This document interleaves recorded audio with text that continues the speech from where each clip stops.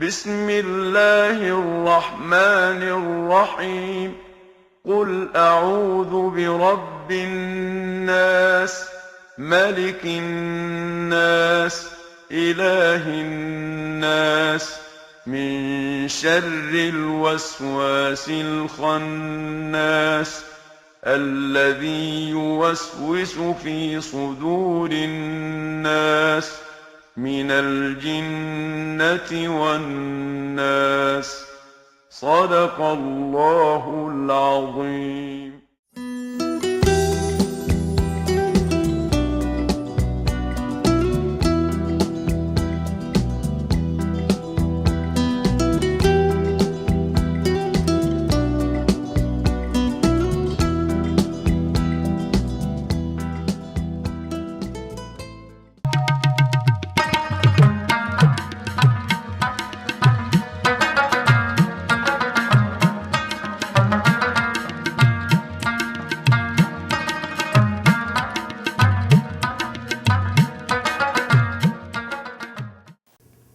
Hello everyone, I'm Dina Safi, and today we have at the studio with us Ms. Lauren Oates.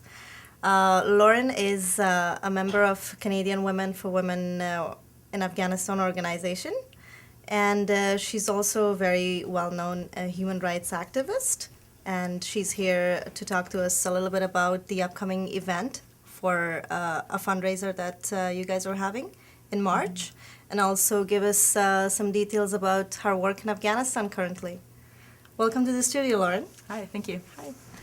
So why don't you start off by telling us a little bit about yourself? Sure. Well, I've had a long involvement with Afghanistan since I was a ninth grade student here in the Lower Mainland, and read a newspaper article about what was going on in Taliban-controlled Afghanistan. This was in 1996. And was just horrified that girls like myself couldn't go to school like I could. And I took this head on as a human rights issue and jumped in with both feet. And I guess at the time probably thought that I wasn't, I might stay on the issue for a couple of months. And suddenly 15 years had gone by, and I'm still on it, and have had the opportunity to travel many times to Afghanistan over the last decade, and work primarily now in the education sector. Because I think personally, as well as the mandate of the organization that I'm involved with, Canadian Women for Women in Afghanistan, we believe strongly that education is the most strategic area where we can be putting resources into. So we try to get Canadians interested in and committed to helping education in Afghanistan. Mm-hmm. Thank you. So how long have you been involved with this organization? I found them a couple of years after I first learned about what was happening in Afghanistan, and they had been around for a couple of years. So they're also they've been active for 15 years, and I've been involved since about 1998. And my involvement started when I founded the Vancouver chapter of the group. So the organization has about 13 chapters across the country. Just volunteers start the chapters and hold fundraising events and educational events. And I started the Vancouver chapter, and then later when I moved to Montreal to go to university, I started the Montreal chapter. So the Vancouver chapter is still active. I'm not involved at the chapter level anymore. I manage the projects in the field, but I'll be speaking at the chapter's event in March, and continue to support their work and follow what they're doing. What are some of the areas of focus? So what are your goals with this organization? We have, I guess, two areas of work. The first is the public engagement work that we do in Canada, just trying to keep the spotlight on Afghanistan, to keep Canadians engaged in the issue, to make sure that Canadians are aware of the human rights issues that women and girls are facing there. And then secondly, to support projects in Afghanistan in the field of education. But we interpret education quite broadly. So we do everything from supporting public schools, equipping schools with science labs, training teachers in the public school system, to running literacy classes for adult men or adult women, to opening village libraries when communities come to us with requests to have a library in their village.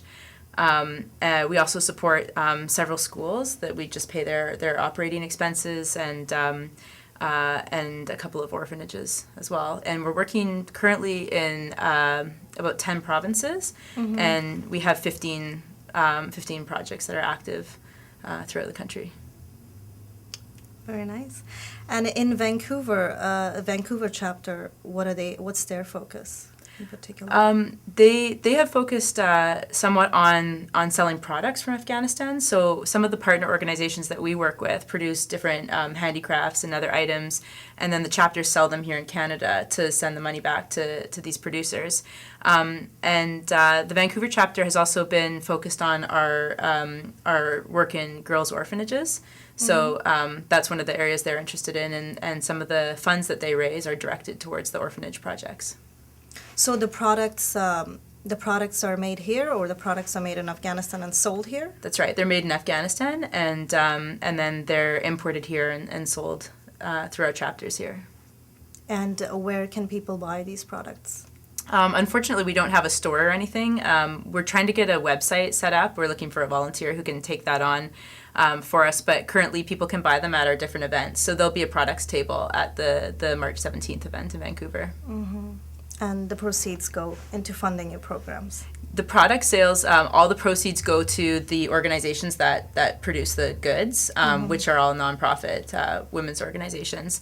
And then donations go, 100% of them go to the projects in Afghanistan. We're really lucky that in Canada, we get most of our administrative needs covered through in-kind donations, and we don't have an office. We all work from our homes, and I'm the only full-time staff person in Canada, and then we have a finance person.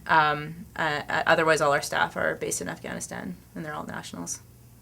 Mostly they're based in Afghanistan? Yeah, that's right, with the exception of myself and a part-time finance officer in Canada. Is there Afghans in your organization too? Yeah, that are working with you? Yeah, definitely. The different chapters have different levels of engagement with the Afghan community depending where they are. So Vancouver has lots of Afghan members, and same with some of our chapters in Ontario. Less so in, say, Kelowna, where there's not a large Afghan community. But we have Afghans on our board of directors, and of course all our staff in the field who have a major role in setting the direction of the organization. Thank you. So why don't you tell us a little bit about this event that's upcoming in March? Sure. So it's on March 17th and at the Royal Banquet Hall in Vancouver. And it's just going to be a really fun event for that Persian and Afghan New Year's, for Nowruz. Also on St. Patrick's Day, I guess, this year. So it's a Saturday, and there's going to be a number of different activities. There'll be a fashion show, there'll be dancing, there'll be musical performances. There's going to be a silent auction. I'm going to be speaking there.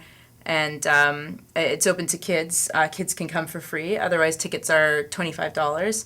And there'll be Afghan products for sale, and information tables, and food, of course. So it's just going to be a really fun night, and people should come out because all the money is going to go to our projects in Afghanistan as well. And we're hoping it's going to be well attended. And there's various places people can get the tickets. There's a couple stores selling them. So the best thing is for people just to go to our website and go into the calendar of events for Vancouver and get all the details about how to get tickets there.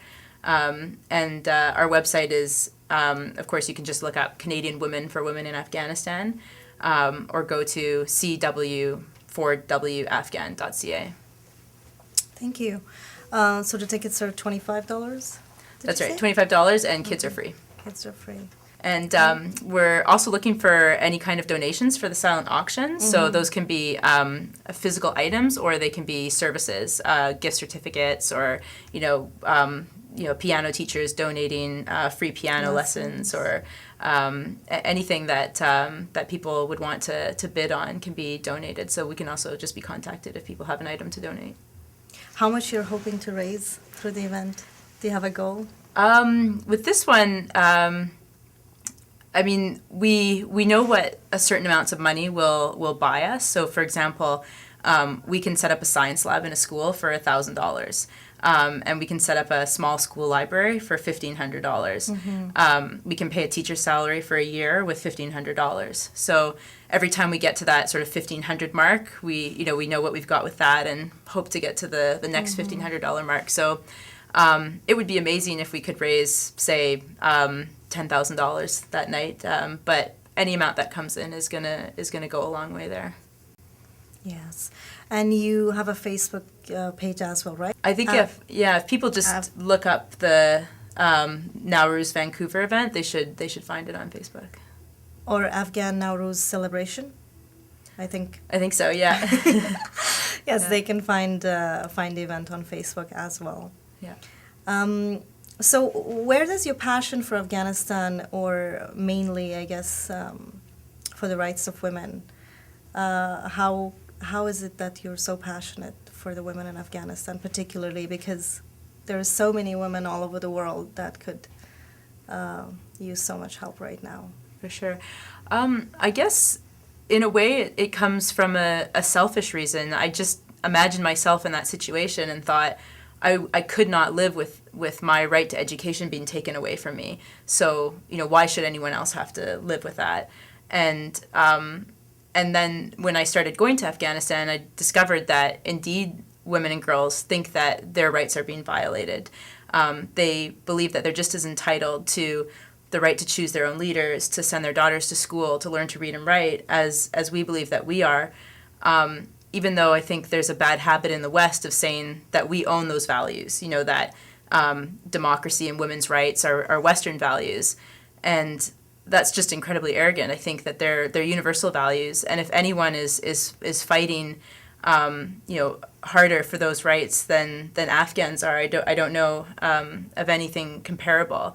When people go out and vote, they're literally risking their lives to do that. When girls go to school, they're risking their lives to do that. So there's no more powerful message they could be sending us that these things are important to them and they want them.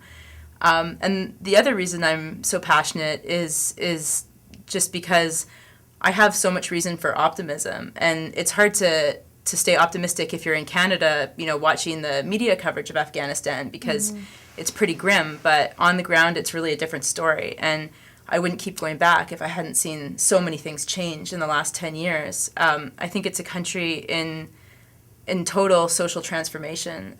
There's really, really exciting, interesting things happening, in part because it's such a young country. It's one of the youngest countries in the world demographically, and young people, I think, are really, there's a sea change coming about, and they're doing just amazing things, from the explosion of the independent media in the country, to the presence of women in parliament, to all of the civil society organizations that have been started.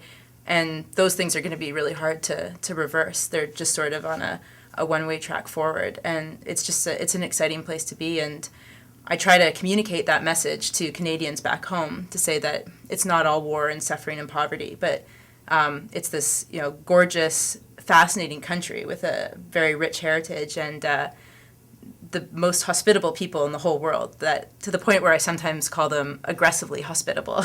You have to drink that tea, you have to eat that food. Yeah, so they're quite charming, and I've just fallen in love with the place. So what is the perception of, how do people receive when you say that Afghanistan is not all about war, and this is the way, this is your experience? How is it received by the people here? It's often received well.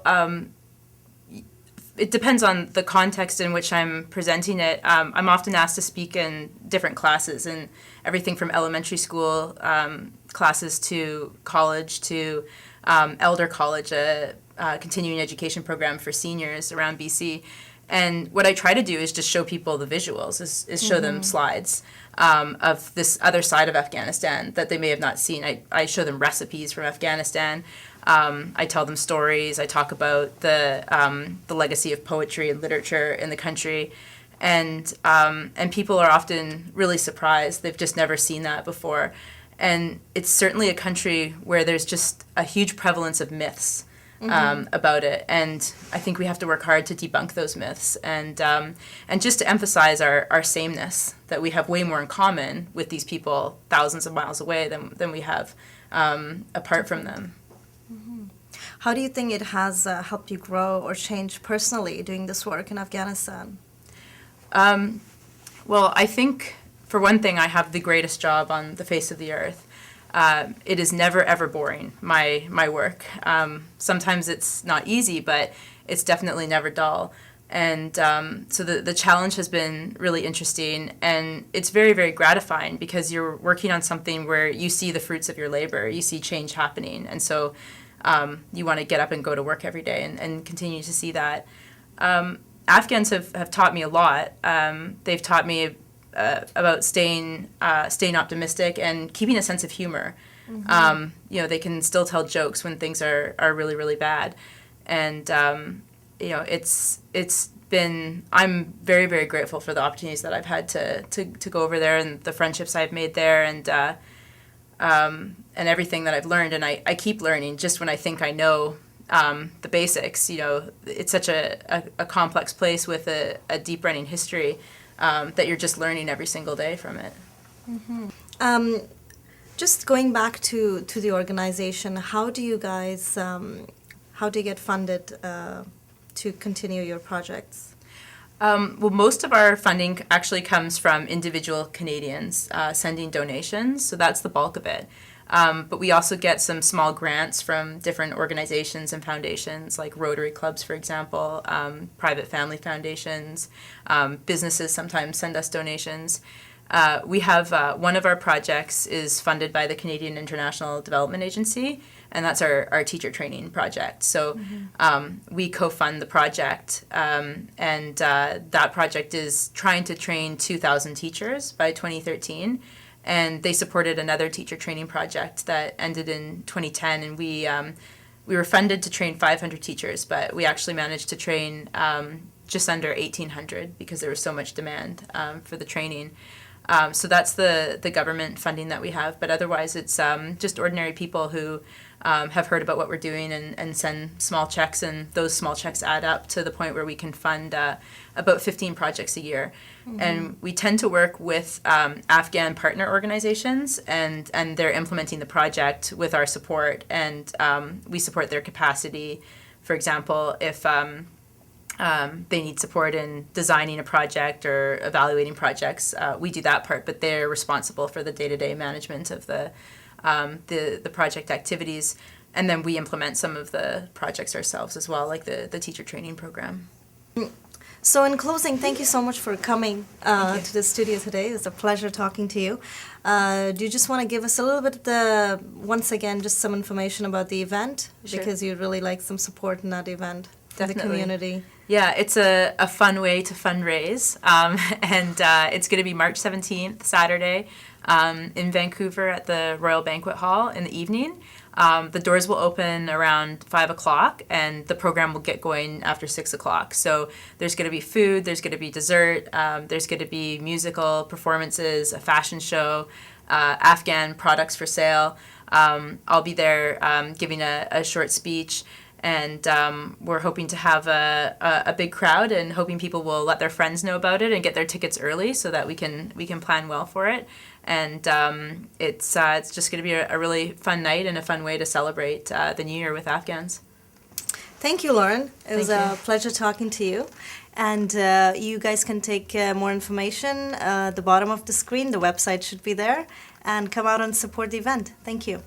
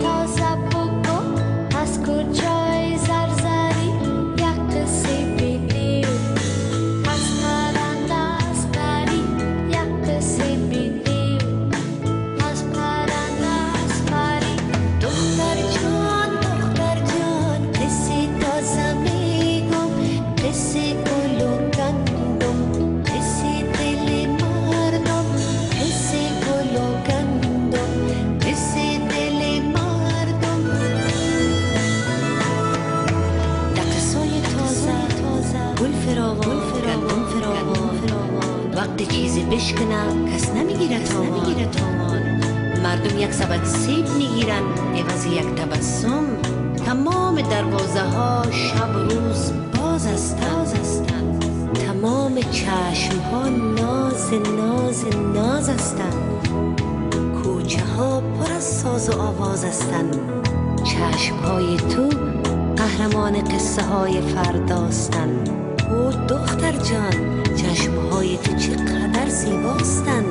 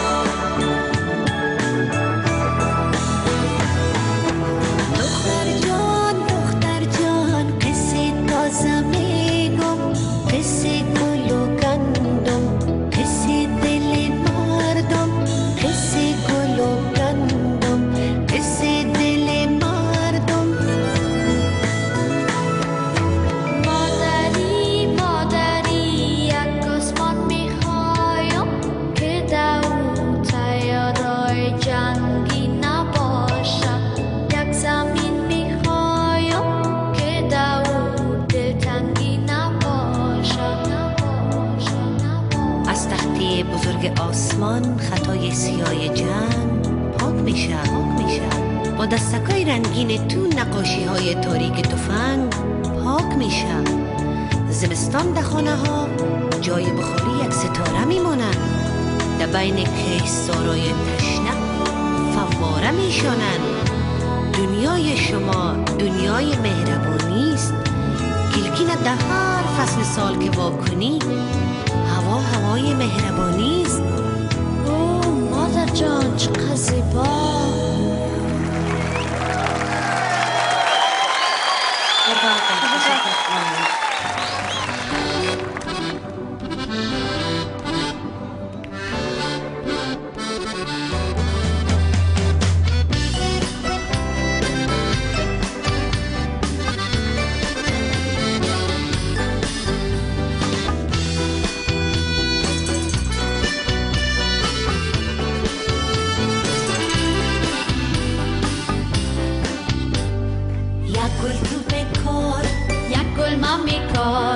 تو افتابیار ما باران میارم. تو افتابیار ما باران میارم. با هم بسازیم این سرزمین را. با هم بسازیم این سرزمین را. افغانستان نازنین را.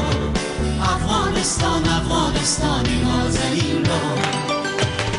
فصل ترانه جشن جوانه میرسه و میخوانیم گلدانه دانه. میرسه و میخوانیم گلدانه دانه. گلدانه دانه گلدانه دانه. میرسه و میخوانیم گلدانه دانه. میرسه و میخوانیم گلدانه دانه.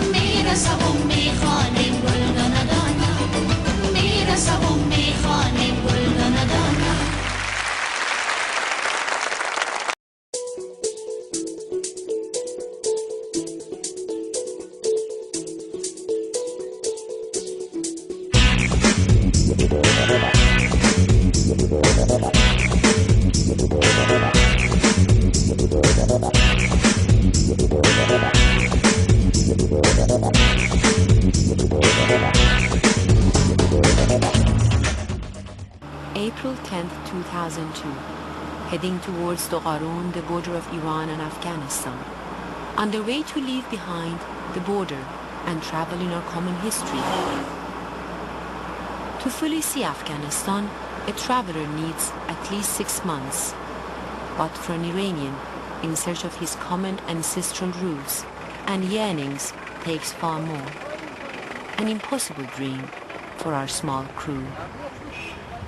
We are on a journey to Afghanistan, the ancient Ariana, an illusion in the wasteland. One of Afghanistan's main gateways, Herat, was once the jewel of Greater Khorasan. Skyrocketing minarets, magnificent domes, ornamental palaces, and great mansions gave it a legendary beauty. It was also the center of music, painting, architecture, and decorative arts. Herat's School of Miniature brought about a renaissance in the art of miniature. The architects of Herat created great architectural masterpieces in the 14th and 15th centuries.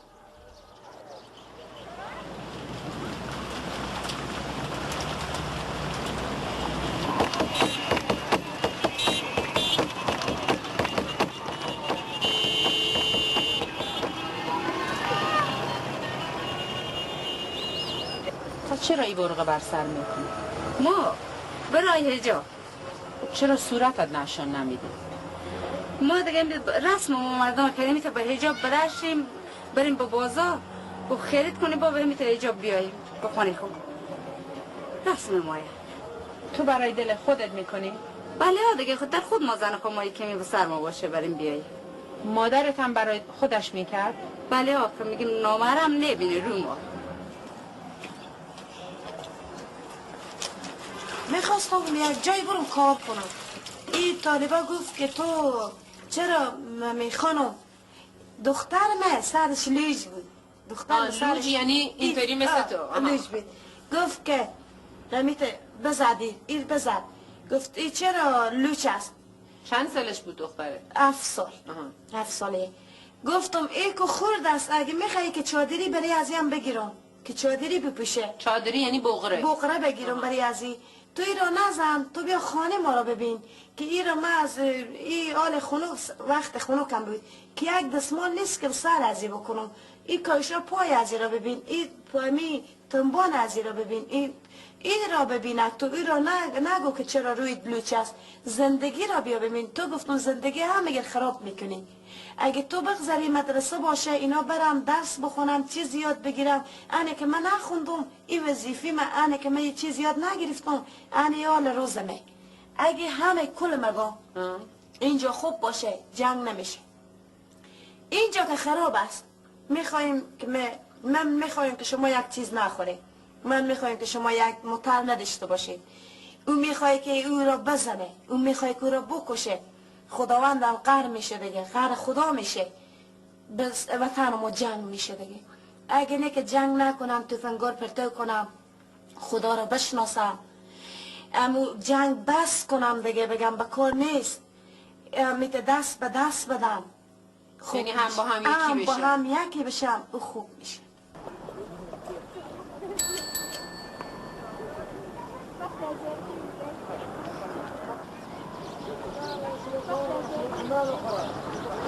اسم من رحیمه.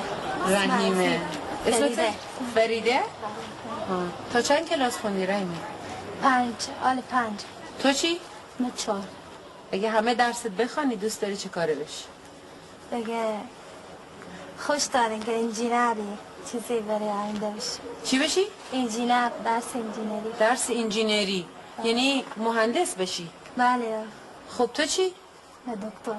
خب قرار نیست تو رو شوهرت بدن؟ ولی که ما از نقطه صفر گرفتیم که تحصیل خواهید آمدیم. با بریم ازدواج کنیم ما کی میتونیم تحصیل کنیم دیگه؟ هیچی نمیفهمیم دیگه. با کسی که ازدواج کنه نمیتونه درس خواهید آمده درس بخونه، گرفتار خونه داریه دیگه. خب خواهر چی؟ خواهر درس خونده؟ نه او همی چی دیگه عروس شد دیگه به وقت طالبه بود که 6 ساعت مکتب خوبسته شد دیگه ما فکر نمیکردیم که دوباره مکتب ها میشه و ما میریم به مکتب میریم دیگه او عروس وقت طالبان هیچی درس نخوندی؟ قبلش چند کلاس خوندی؟ 3 کلاس بخوندم باز به همین وقتا برفتم امتحان دادیم امتحان سویه دادم 4 امتحان سویه دادم برفتم به 5 یعنی 9 سال دیگه درس تموم نمیشه؟ نه؟ خب اون موقع میشه 29 ساله دیگه خب 29 ساله دیگه شوهرگیرت میاد؟ نه ها؟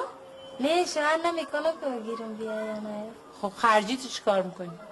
دیگه تا وقتی که بابام زنده خب خرجی ما میده وقتم دیگه باز یک کاری خواه کدیم با برارم وقتی ما جمع کنم تا عبد خود زنده نیم دیگه دلت هم بچه نمیخواد؟ نه بابا ما همین 3 تا برار دارم همین تا 10 ساعت اینا به عذاب هستن که دیگه چی بیزارم از بچه خیلی تو چی فریده؟ نمیکنم ها؟ خب اگه بابات گفت فردا شوهر کن چیکار میکنی؟ میگم دیگه شوهر نمیکنم Herat's active and lively city center has little been damaged by the prolonged war. Electrical systems, telephones, and traffic lights are working properly.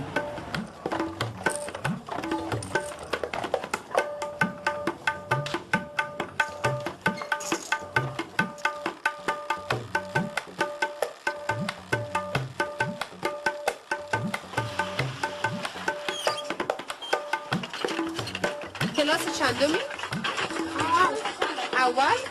صنف اول هستی؟ چند روزی کار میکنی مصطفی؟ آها. شما رومین رفتی؟ بله زن و بچه هم داریم؟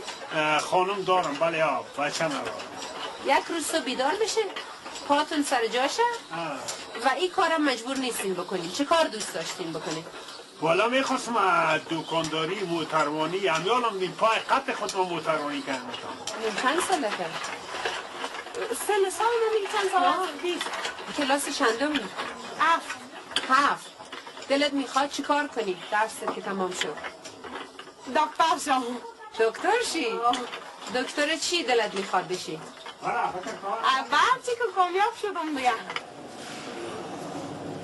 سال 30 دانشگاه بود تو کابل یک بمب در دروازه قندار انفجار کرده بود از ما کمک خواسته بودن که هم مؤثرین همه بیاین تو بیمارستان که برای اینا نیازه به درختان سیروم وصل میکردیم زخمی همه جور افتاده بود تا خود بیمارستانی که شما دیدین اونجا که من رفتم مثل که دریا آب بریزه از سر تخت اتاق عاجل خون میریخت بعد ماشین زخمی ها که آوردن دست می افتاد کله می افتاد و تنه می افتاد و از اینجا من تصمیم گرفتم که بعد من جراح شد تخصص در چیه؟ رشته زنان بیماری زنان بعد یک دوره هم ایران رفتم 6 ماه ایران بودم توی بیمارستان حضرت زینبم اونجا کار کردم مدرک به حساب زنان و زایمان گرفتم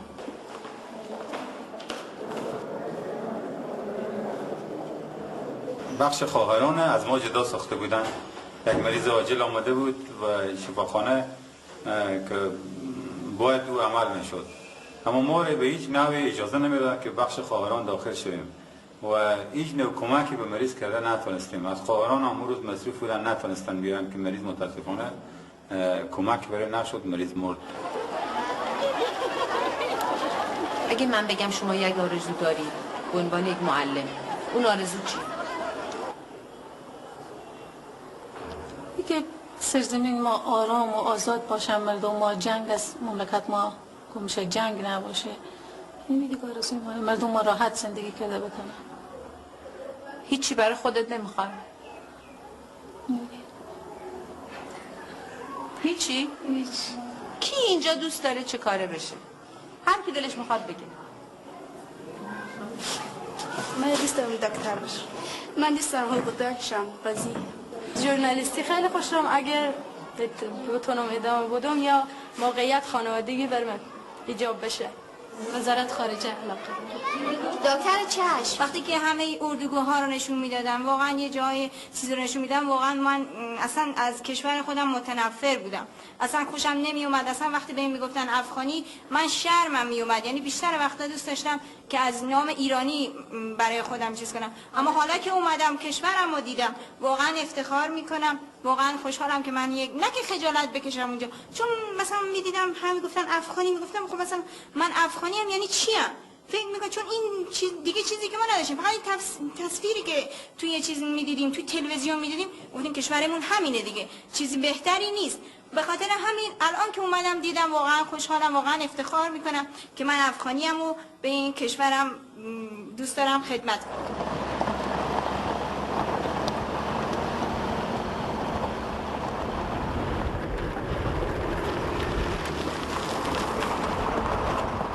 At twilight, we leave Herat for Kandahar.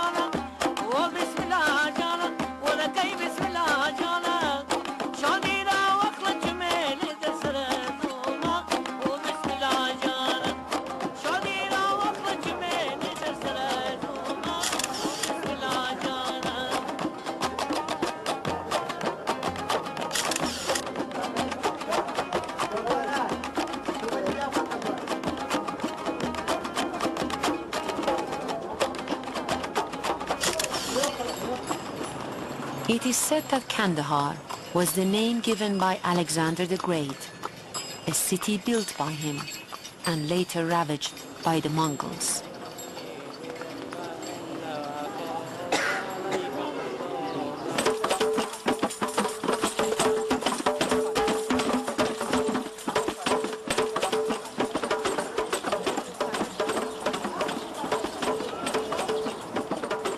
اینجا برای زنان قندهار شما چه میکنید؟ ما 2 کلاس سواد آموزی داریم که دخترایی که سنشان از مکتب گذشته به 7 سال و اونا نمیتونن که برن به صنف اول امرای اطفال سن 4 و 5 و 6 درس بخوانن.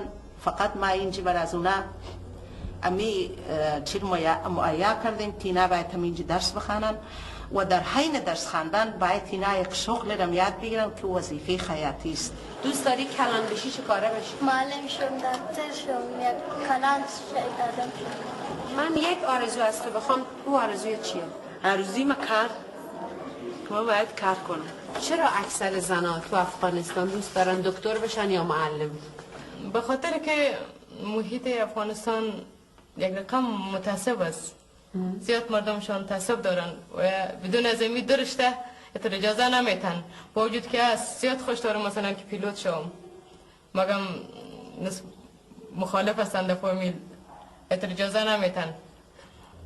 دلم از خدا برای وطن ما آرام شوه و همونطور که دیگه ممالک است، ممالک ما همونطور در اون قطار قرار بگیره و پیش بره و خود ما همونطور سرشار زندگی کنیم.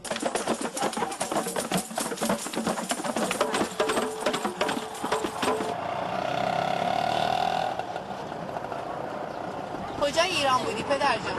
اون دیده کلافزی کار میکنیم، کلا خیش جون میکنیم. خیش جون میکردیم؟ چهار جون میکنیم. خدا نگرت داره. خدا به خیر باشی پدر.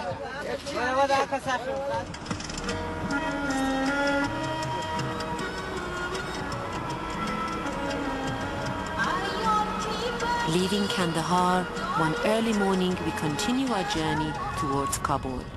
Along the way, we run into nomads and caravans who seasonally migrate in search of pastures.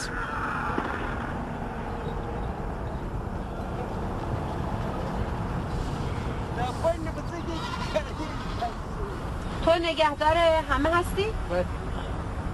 ها؟ نه همینجوری میگرده همین کار پکده این تفنگ چیزی داره؟ این پنگ یه مرغ میزنه این میزی قشنگه خیلی قشنگه خدا حافظ شما نم بکر سید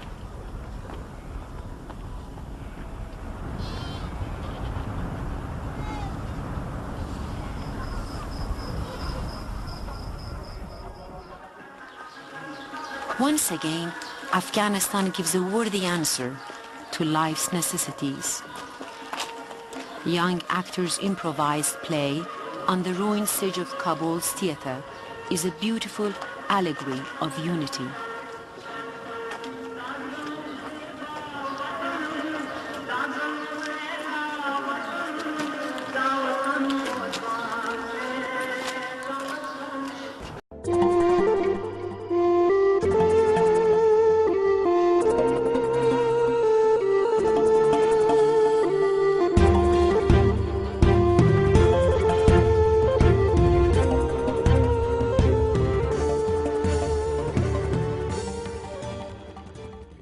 افغان ستانه روح و روانه نام زیبایی تو ورد زبانه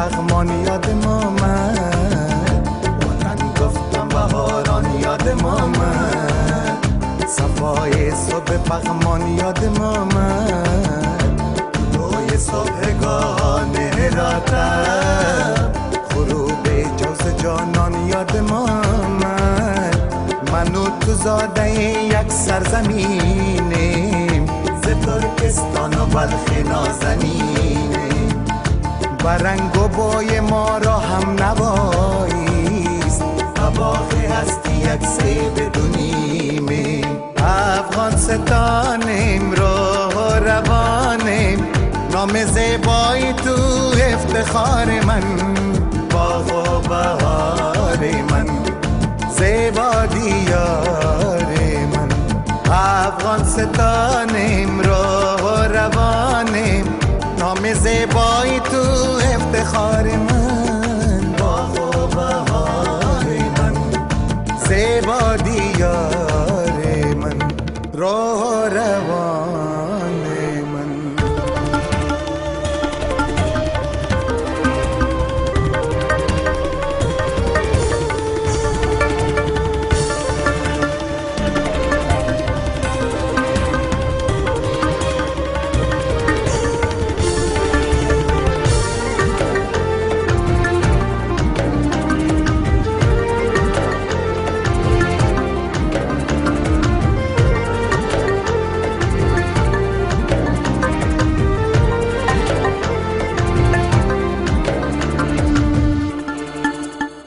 شکوه قندهار ما وزان است که در آنش شی هفت آسمان است